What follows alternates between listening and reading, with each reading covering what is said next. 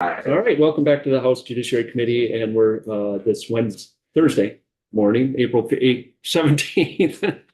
Hopefully I'll get the next part right. S44, as passed by the Senate. We're going to have a couple witnesses on that, and we'll start with a refresher walkthrough by Legislative Council. Thank you for being here, Rick. Yeah, good morning.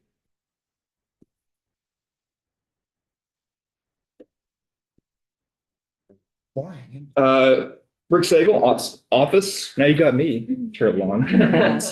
Office of Legislative Council. S44 as passed by the Senate. It's a very brief bill. I'll share it on the screen, unless you don't want me to, Mr. Chair. That's good.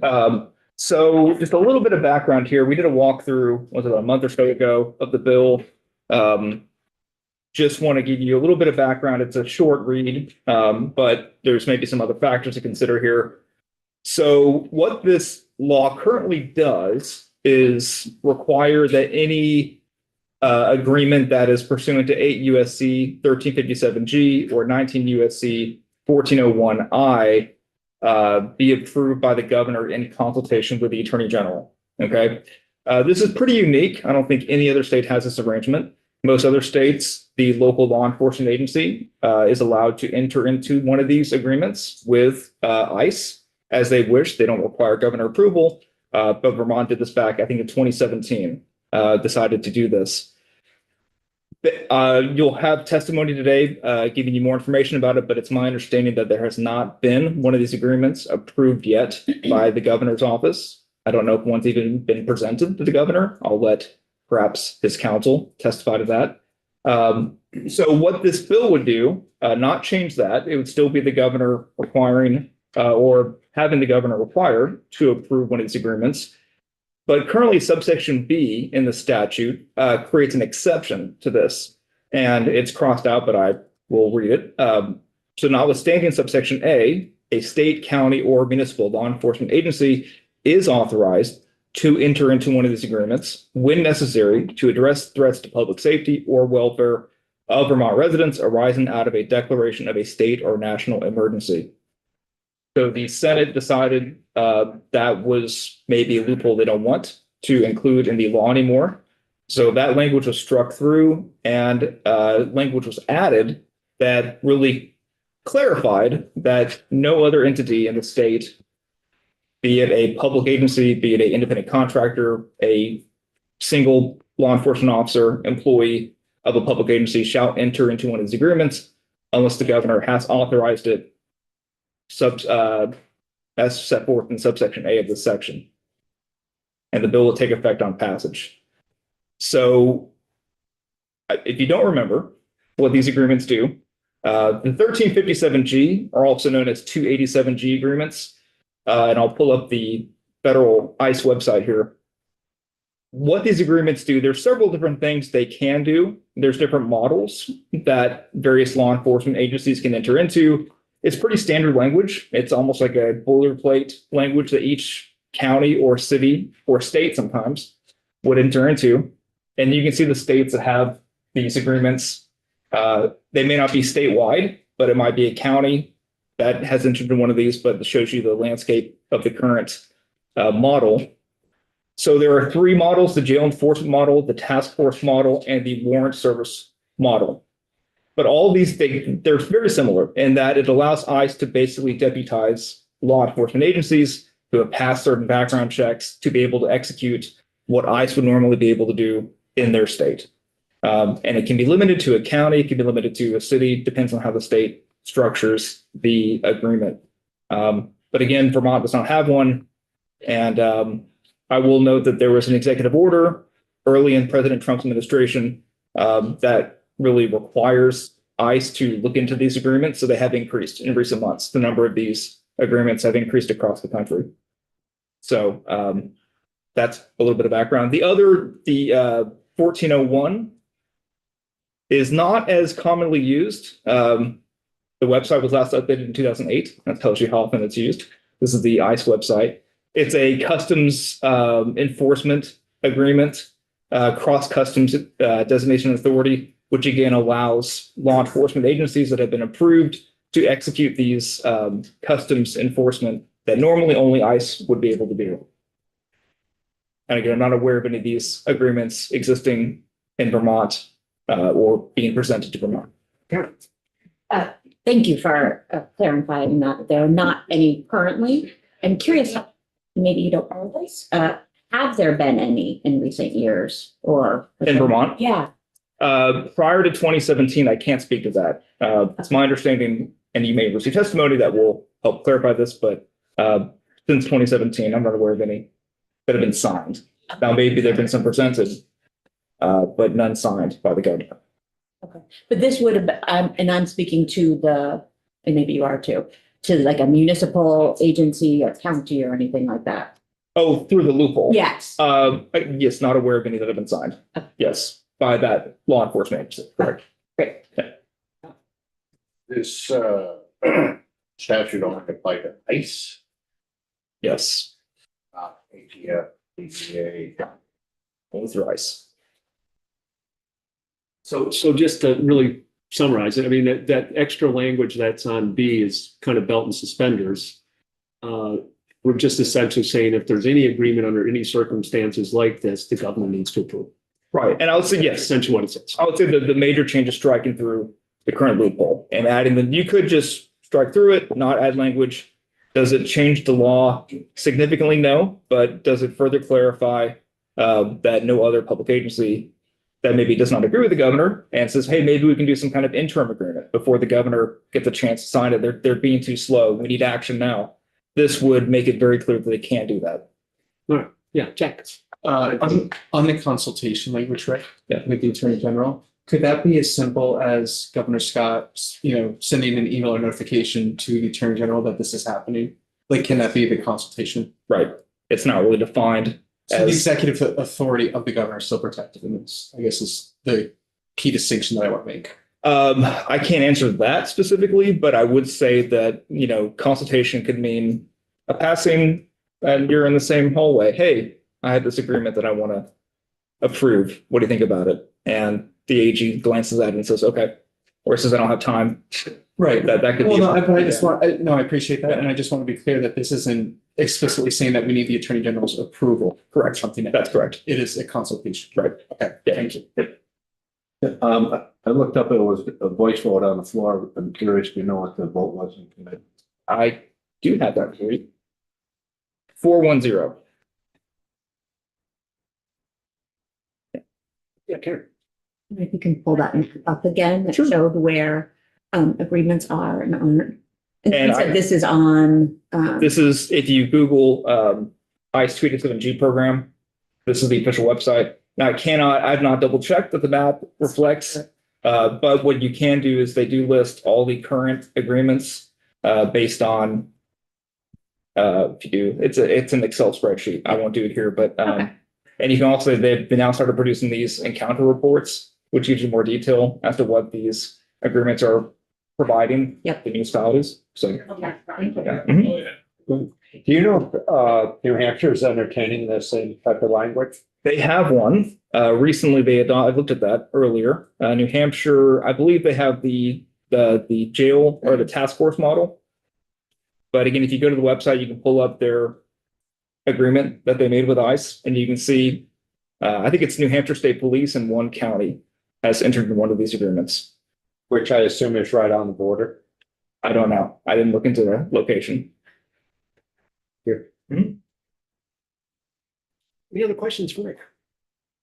Not seeing any. Oh, yeah, Tom?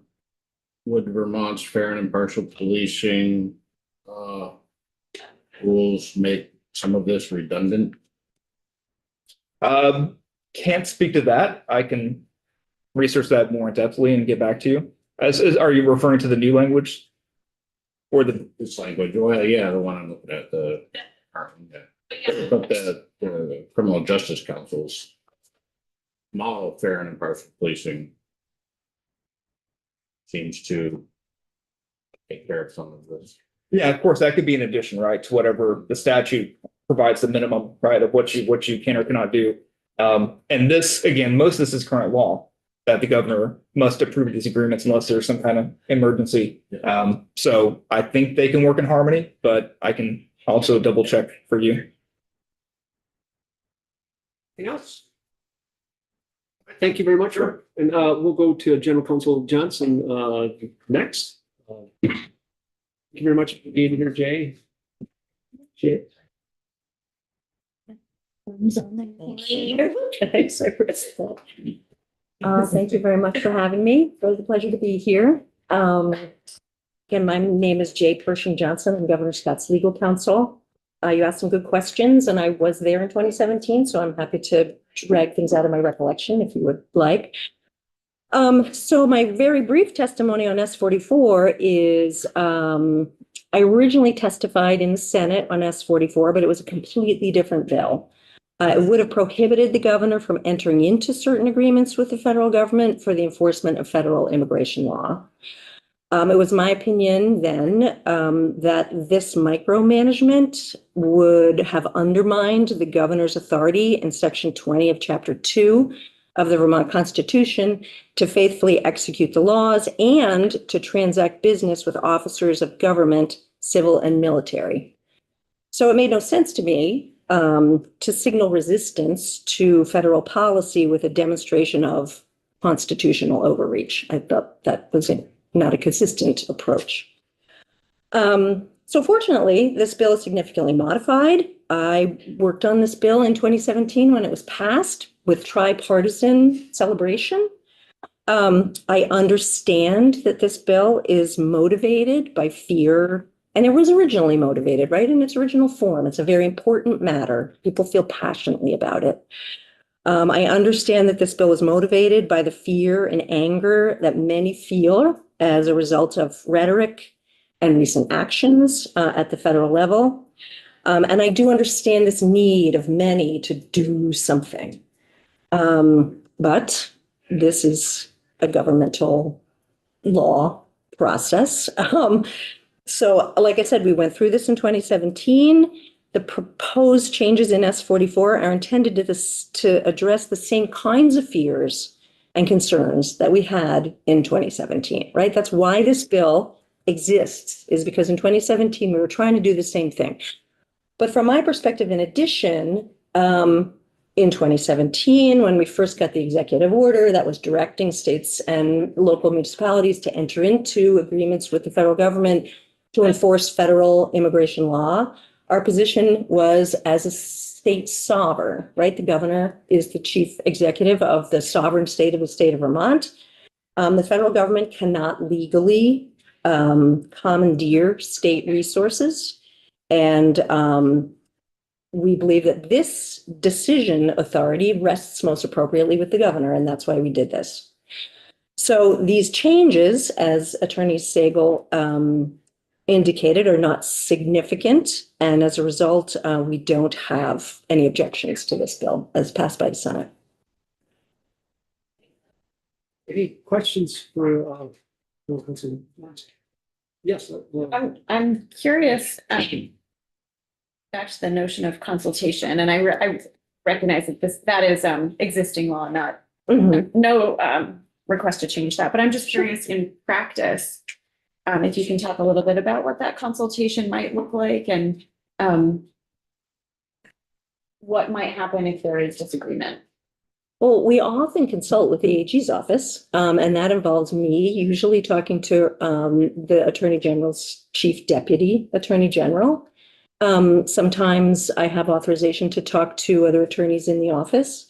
And so I would absolutely be calling Rob McDougall, who is the deputy, and consulting with him. It may involve a meeting with the attorney general. We may disagree. But at the end of the day, while we have 5 statewide elected officials, the attorney general is not a constitutional official. Regardless, we may disagree, and the governor makes that decision as the chief executive officer of the state. Sure. Did you have another question? And I also want to say, I mean, we would consider their views, right? I mean, we're open to considering, and the point of the consultation is to discuss the issue with the experts in their office. So we certainly would consider their views. Good. Thank you for being here this morning. Sure. So I'm curious how often the governor's office is receiving these types of requests. Generally speaking, it's not a request process. This map, I thought that was interesting, that Attorney Sagel showed you all is a map that, right, is a cumulative map of the agreements entered into over time with that basically deputizes state law enforcement officials to perform federal immigration enforcement duties. And when you look at the spreadsheet, which is very interesting, if you sort it by state, you will see that there are actually very few statewide entities that have entered into these agreements, relatively speaking. It's a lot of sheriff's offices, it's some state police, it's some local police. Anything triggers a green dot on the map. So Massachusetts, for example, I think is 3 sheriff's offices.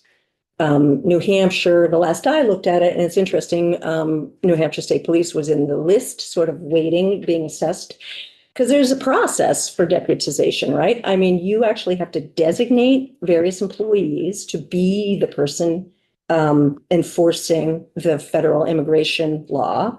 They have to go receive training, so they're trained to do this work, and they when they're acting in that capacity, they're acting under the authority of ICE, and they have the kinds of legal protections that the federal government would offer an ICE agent, right? So it's a process, and they can decide to reject the person that you nominate, or person or persons. So I would be very surprised if, say, the New Hampshire State Police is universally designated to do this work. They probably have a person or persons designated to do this work. So in terms of requests, we are, as everybody knows, the executive order has an expectation that states will enter into these agreements. But, we have to consider our limitations as well, right? I mean, we know that we don't have enough law enforcement officers on the street to protect Vermonters from the crimes being committed in their towns. So, I mean, this is all emotions aside, this is a logistical issue for the state, right? I mean, there's certain considerations that we have to take into account just realistically, no matter where you stand on the issue. So are there any open request? I don't know what the right terminology Well, I is. mean, if From the Vermont was- executive order, you're seeing that as an open request. I mean, it's a direction to states generally. So Yeah. how would the governor make that decision or not? Or is there pressure to, like, looking at that map? Well, I It looks can't- like Vermont. I can't speak Yeah. to pressure, right? I mean, there's an executive order that goes out to all states, and there's an expectation. But for various reasons, to date, we have not entered into one. We are not in the queue, you would see from the spreadsheet, to enter into one. But there is lots of considerations that would go into a decision like this. Tom? Do you think ICE or subdivisions of ICE are a valuable resource to Vermont law enforcement? Well, so that's the other thing about it, is we have had these partnerships with law enforcement partners for many, many years, right? I mean, this isn't the first time that this issue has come up. So not just in the second Trump administration or the first Trump administration, but under the Obama administration and the Biden administration, these agreements were in effect. So in other states, right? And to your question, I don't know. Someone would have to ask the AG's office if the ICAC agreement is a 287G agreement. I'm not sure. That would be the only other federal law enforcement agreement outside of basically what I'm aware of. And that I just don't know. I can't answer that question. So I think it's important to remember that we have had important federal partnerships for a long time with Border Patrol, with ICE. We know that there is cross-border traffic, right? We know that there's a huge trafficking problem at the border. So humans and guns and drugs and other commodities. We also know that a lot of people are crossing into Vermont for the opportunities that the United States provides, right? The opportunity to find a job, to be law abiding in our communities. I mean, there are lots and lots of reasons people cross over, but our concern is that if we sever these ties with our federal partners, we're losing the ability to work with them. We have, I mean, I don't know how many of you live at the border. I don't. But what we're hearing from people who do and law enforcement that works up there and from Border Patrol, I mean, it's a vast and underpopulated area where our law enforcement often needs to run in with federal law enforcement on state crimes as well as federal crimes at the border.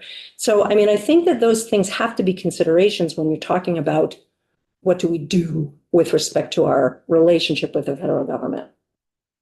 And that's separate than being deputized to actually fulfill. Yes, So- that's right. Yes, And that's right. That is important cooperation on the northern border. Yes, that's right. Yep. Okay. So are you familiar with what New Hampshire put out there? I'm not familiar There? with what New Hampshire's governor said. Yeah, No, with the AOT said. no, I'm not familiar with that. Do you? So I guess my biggest concern, I want to make sure that we're treating people fairly and also safely. Is this bill covering all of that to the best that we possibly can? Are we missing Well, anything? It's pretty limited in scope, right? I mean, we're talking about just entering into agreements under this section of law, 8 USC 1357G.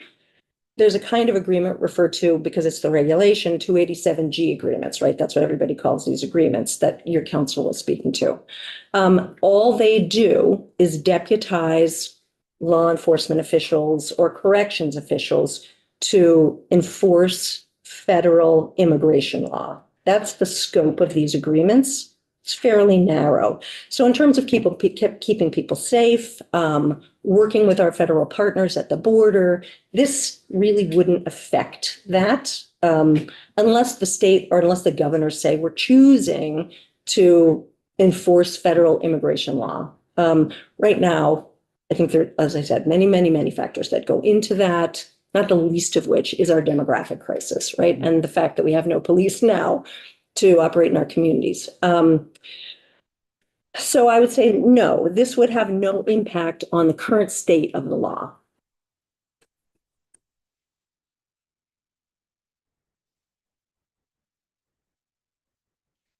You good, Kim? So are we, is there something more we should be doing? I mean, and I'm gonna say, we know we have a real emotional, certainly a situation out there right now that is bringing a lot of emotions to the forefront. Unfortunately, in this world now, people jump to conclusions and God knows what's right, what's wrong and stuff. Then it's going to the governor, it's going to the AG office, it's going to all this stuff. And I assume the governor gets immediately from the feds if it's happening way behind the scenes, what's really going on that's not known to everybody. And I don't think it should be yet until they have their facts.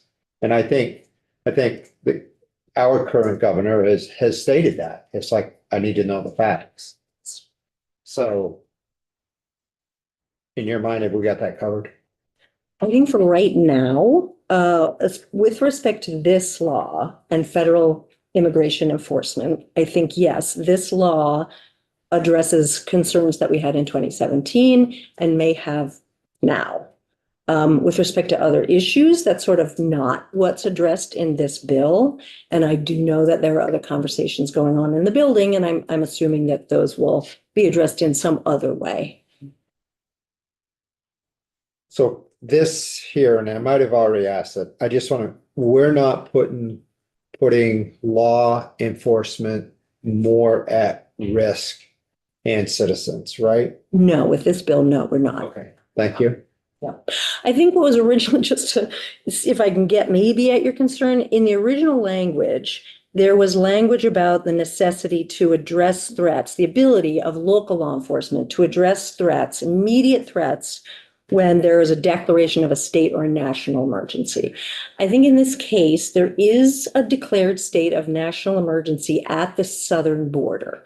And I think some were very concerned that this language that, you know, that there could be another declaration of, say, an emergency at the northern border, and that we don't want people jumping to the conclusion that there is some kind of, you know, immigration emergency that somehow some are addressing without the input of the governor. So I think that what we're trying to do here is sort of the governor, so the emergency, right, the urgent emergency situation is still covered by this, because the governor can designate a person to enter into one of these agreements, should that be necessary in an emergency.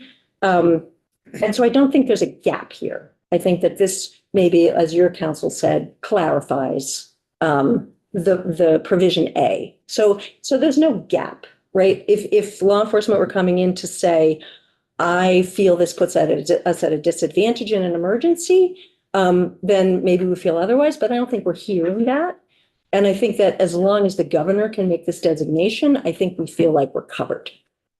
Anyone more? Yeah. So if there was, and maybe this can't be answered because it's hypothetical.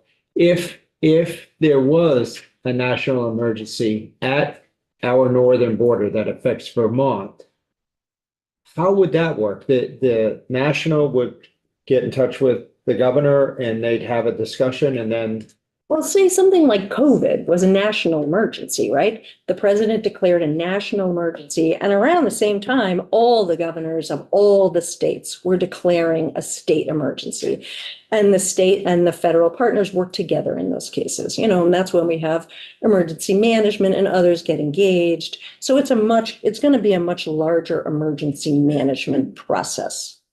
Right. And that's how we would expect any declared emergency to be handled, through as an emergency by both the governor and the federal government, and addressed through our emergency management structure.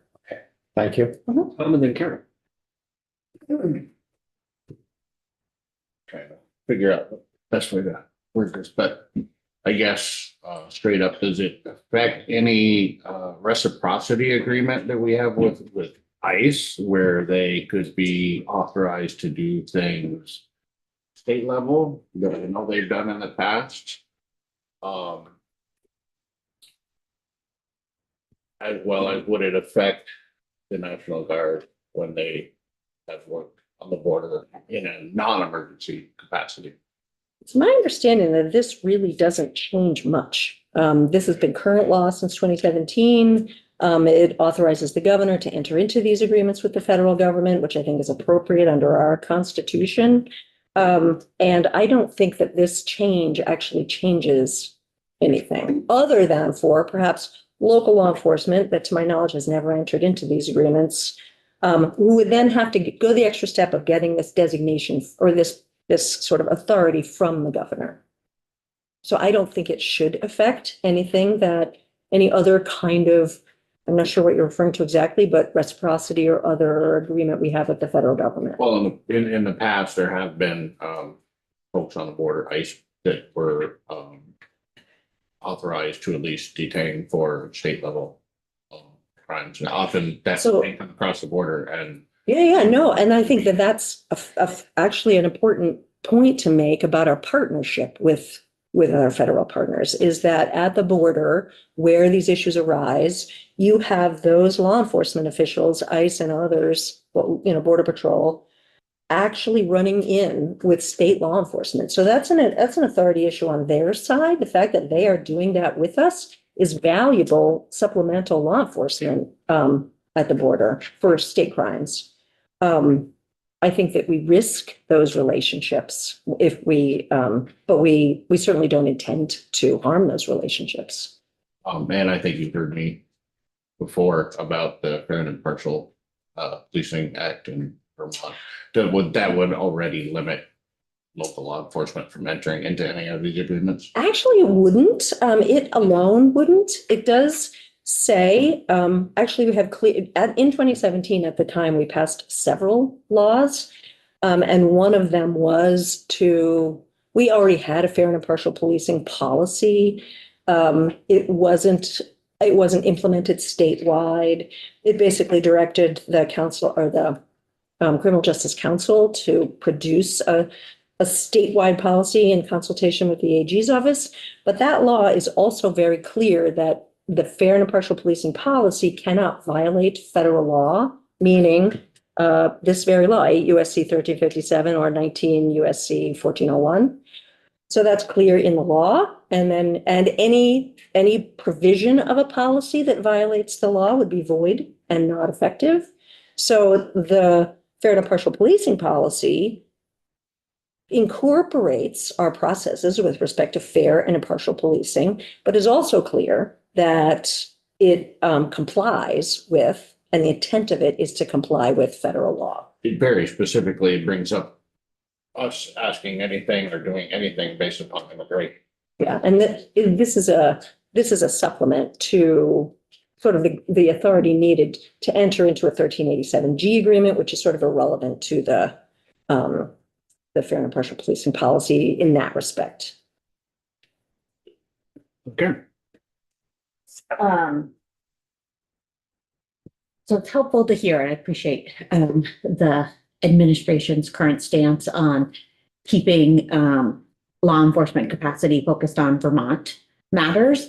And I think it's important that we do reflect on things like the executive order that's like, there's a changing environment here. And so hearing that the Senate's version was to eliminate this authority, so that's not what we have. Instead, we're saying, let's focus on this exception, loophole, whatever it was. I'm curious if there is a middle ground that should be considered, your thoughts on it. So should we be looking at clarifying the types of agreements the governor should consider or the terms of any agreements? Like, are those important things that, would align for Vermont, our values here, but also help the governor making those decisions if there is more pressure on the national level? Are there any terms or types of agreements that we should discuss in this? So this refers to the 1357 agreements, right? This was in response, and I guess continues to be in response to a direction to a sovereign state to use their state resources to enforce federal law, right? That is a constitutional problem from a 10th Amendment perspective. I would like to keep it narrow. If your intent is to open up a can of worms with respect to other agreements, you'd certainly have to look at the underlying law and the underlying case law and the impacts on the people affected. I don't know if I would term it as opening a can of worms. I feel like there are things that folks are really thinking about. I certainly know that. But I guess I would also say within this, and I'm not as familiar with that exact reference you made, but are there terms within that we could, like, that you could only enter the agreement for, I don't know, 6 months, or it could only be for this? If you're asking, that type of thing. would it be helpful for the legislature to pre-negotiate contract terms for the executive branch? I would say no, because these kinds of agreements and all kinds of agreements that the executive branch enters into, commercial contracts, agreements with the federal government. First of all, it is a constitutional authority specifically of the governor. And second, it will depend on the facts and circumstances at the time. So if you tie our hands, basically, as sometimes laws do, and then you find out later that there are unforeseen consequences, and we say, well, we can't do it because the law says X, that is often problematic. We have no resources until the legislature comes back, right? So the flexibility that the executive branch has now, and I do understand that some see that as problematic. I think that you sometimes have to trust in your institutions, in the governor who is elected for the state of Vermont, regardless of who that is or what party, and continue to, I think, I'm trying to choose my words carefully, but sort of allow the flexibility that's needed to respond to in case by case. I'm not seeing a need for any guardrails at this time. I am not seeing a need for any guardrails. Yes. Other questions? Thank you very much. I thought it was going to be like 5 minutes, and I'm sorry. with this committee, we often have lots of questions, as you saw, but we really appreciate your testimony and your time. Thank you, Jay. Thank you. Thank you. So we'll go to Christopher Brickell next. Raquel, sorry.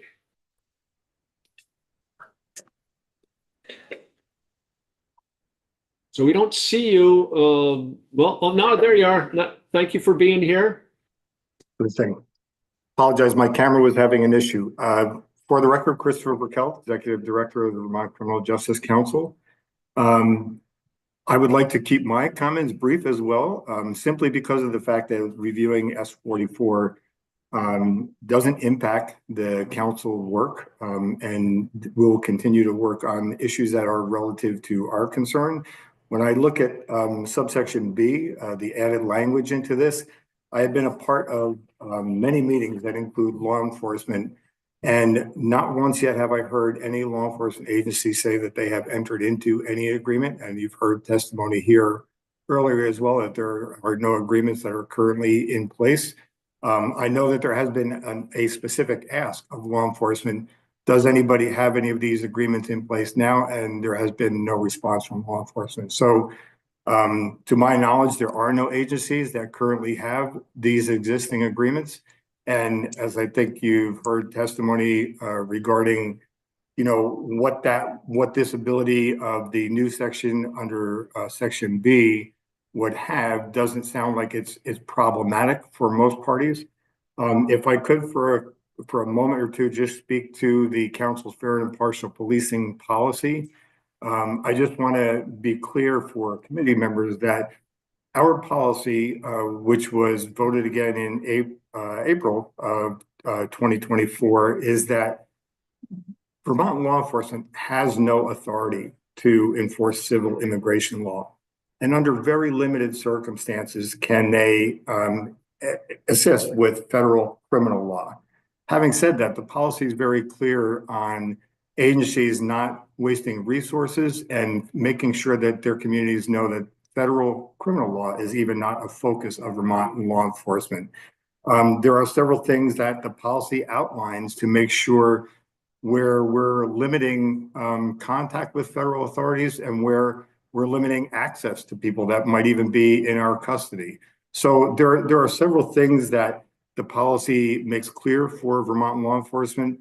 And some of those are making sure that, one, law enforcement does not violate federal law by saying they cannot unequivocally communicate with federal partners. But that federal communication should be around civil immigration status, and that's it, not to facilitate in that. And in all honesty, I think for folks to think that federal authorities would reach out to Vermont authorities to find out the immigration status, I think it's pretty clear that federal immigration authorities know the immigration status of folks that they're interacting with or that they want to interact with. So I don't see that communication being realistic as happening. And then our policy also allows for municipalities, other areas to increase protection should they choose to around such things as like the physical appearance, the vehicle description or the license plate, the current whereabouts of somebody in the state, the social security number or lack thereof of an individual, custody status or court appearance dates. Those are all things that communities, should they choose to, can add as additional protections for community members that they interact with. I think I just wanted to be clear to this committee as well as to others that we recognized before very current recent events that there was fear in Vermont communities for those that live, work here, they're productive in our communities. And recognizing that fear, we worked with our community inclusion director and our fair and impartial policing subcommittee that worked for a couple of years on designing the latest version of the fair and impartial policing policy. And they crafted a statement to address those fears, trying to alleviate some of the fears of community members to understand what our policy does and does not say. So it's a fairly clear statement that we've had on our website for a while. I would like to just point out that we recently have also made that statement as well as our fair and impartial policing policy We have put that out in 13 different languages as well as a video with ASL so that we are trying to reach every single community so that they know what our body of work is, they know what the policy is, they know how to interact and how law enforcement should be interacting with them. And none of that could have been possible even without the help of the Office of Racial Equity. This was a substantial task, as you know, coming from the size of our staff and our budget to create this document, but we felt it was important enough to make sure, given this topic, that folks understand that law enforcement really does understand the fears out there, and they are very cautious about the interactions that they have with federal authorities and not overstepping their bounds and understanding what the expectations are of their communities. So I think with that, I will end my comments and hopefully be able to answer any questions potentially you may have. Thank you very much, Zach. Thank you, Chair, and thanks for being here today. Questions, and I hadn't really heard this language before, talking about community barriers, like requiring social security numbers or different, identifying factors of offenders that could potentially be interacting with law enforcement. I assume this, but I just want to make sure that I hear from you. But you're not saying that community barriers would supersede the jurisdiction and authority of the federal government. Is that right? That's correct. What we're saying is that Vermont law enforcement does not need to provide those additional factors to federal law enforcement. Right. But it would not preclude the federal government from getting that information some other way. Right. That's correct. Thank you. Any other questions? Don't see any. Thank you very much. It was helpful for that background on fair and impartial policing, since it's been coming up in the context of this bill, which doesn't relate to it, but kind of touches on some of the same issues. So I guess it does relate a little bit. Anyway, we'll go to Todd next. Thank you for coming back, Todd. Good morning again. Todd Delos, Assistant Attorney General, Director of Policy and Legislative Affairs. I think I can be fairly brief, given that Governor's Council, I think, walked through a lot of this bill at a very high level, and I think the Criminal Justice Council just laid it out well. This is clearly an increasing time of fear around how our federal government is operating within our borders, and at this point in time, we believe that the current system under and with the tweak that exists in the as-passed bill of S44 works well. The CJC and the fair and impartial policing policy set some important guardrails for our law enforcement here, keep them focused on Vermonters and Vermont safety. And at the same time, we at the AGO have a collaborative role with the executive, with the governor, if, and it has yet to happen, any of these agreements were to be put in place. I will flag that I think the only agreement I'm aware of that would have fallen potentially under this law, but for the fact that it occurred predates the law, is our work at the AG's office on the Internet Crimes Against Children Task Force. So ICAC does work under Homeland Security in the customs side. So that's the 19 USC 1401 element. And so if there were any changes to the bill, we would really want to weigh in if it were to impact that really important work that you all know well about from previous testimony. So in brief, we support the as-passed version by the Senate. We think it makes valuable adjustment. It makes fine adjustments to the law as it exists, and we haven't seen a problem with the current structure as it stands. Angela. A question just occurred to me, and I don't know if you're the right person to answer it, but you happen to be sitting in the chair, so happy for anyone to answer the question. But I just wonder if the bill passes, it says effective on passage. How is that communicated to the various law enforcement agencies throughout its public agencies? So how does this get communicated? That's a great question. I don't think there is a formal means of communication, but I assume our partners at the Department of Sheriffs and State's Attorneys, they do a wonderful job outlining legislation as it passes. And I think through the normal means of changes of legislation, it would get out. I assume the Police Chiefs, just blanking on the name of the organization, the Association of Police Chiefs, and other kind of trade groups, for lack of a better term, would disseminate that information.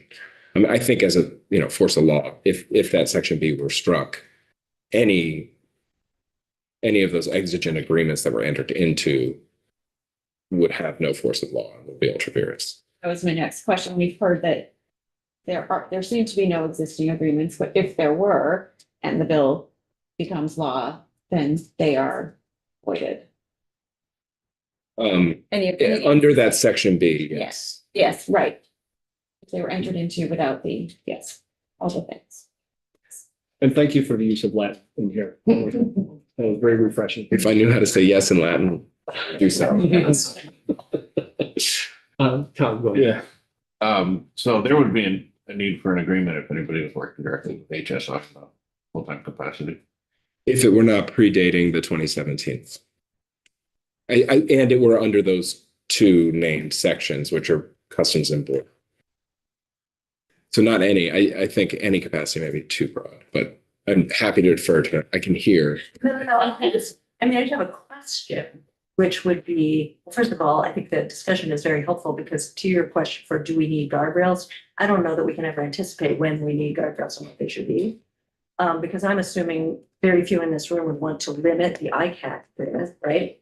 But given Todd's answer just now, do you need specific authority to continue the ICAC agreement or from the governor? Is I just want to add that ICAC stands for Internet Crimes Against Children. Yes. Yeah, I was going to ask a question much like that. So, but how does this not affect anything with ICAC? And something else that can be done. I should say our read on the existing language, or that's S44. I gotta come back to the aspects, excuse me. Under 20 VSA 4652 is authorized to enter into is the operative language under A. So we did not read it as voiding agreements in existence prior to the passage of that law, and that's been the case for 8 years, almost 8 years.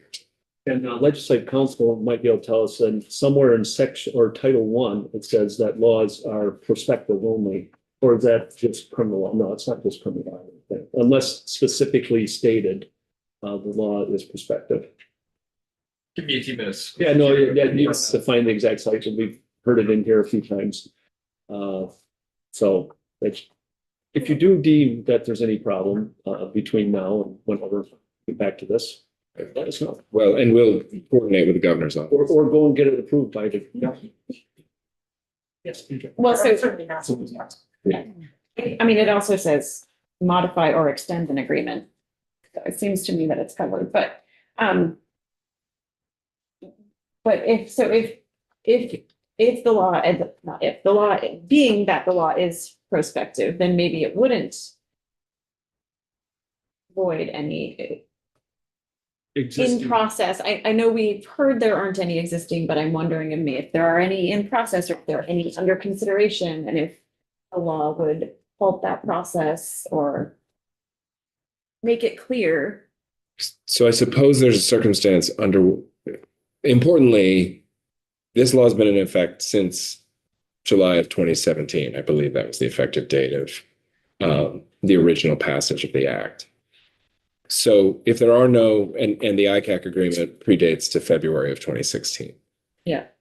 So unless there has been an agreement entered under subsection B in the intervening time, the passage of the law would foreclose the entering into any agreements at that point in time. And to your earlier point, the extension or modification of that kind of exigent agreement under B would still be subject to final approval by the governor under A, right? It's sort of, that exigent circumstance is not lasting in perpetuity. So we're not aware of anything under B. If S44 were passed as it currently sits in front of this committee, it would foreclose that opportunity at that point in time. And then any agreement would have to go through the governor's office in consultation with the AG. Good. Yeah. All right, thank you very much. So that's the witnesses we have on this, and we're taking up H86 again, our salt bill, because we had the Zoom problems yesterday. After